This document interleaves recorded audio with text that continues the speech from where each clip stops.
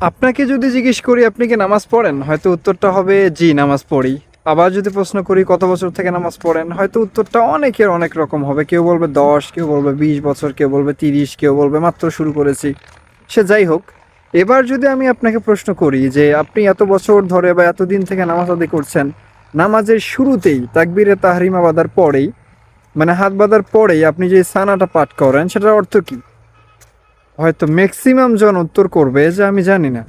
হয়তো আপনিও জানেন না। তো চলেন জেনে নেওয়া যাক। নামাজের মধ্যে আমরা যে সানা পাঠ করি, সুবহানাকা আল্লাহুম্মা ওয়া বিহামদিকা ওয়া তাবারাকা ইসমুকা ওয়া তাআলা জাদ্দুকা ওয়া লা ইলাহা গায়রুক, এই সুন্দর দোয়াটার অর্থটা আজকে আমরা জেনে নেব ইনশাআল্লাহ।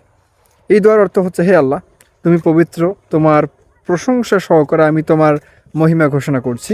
তোমার নাম মহান এবং বরকতময়, তোমার মহত্ব অতুলনীয় এবং তুমি ছাড়া আর কোনো উপাস্য নেই। সুবহানাল্লাহ। এই হচ্ছে সানার অর্থ। আশা করছি এখন থেকে আপনাদের নামাজের প্রতি আগ্রহ আরও বেড়ে যাবে ইনশাআল্লাহ।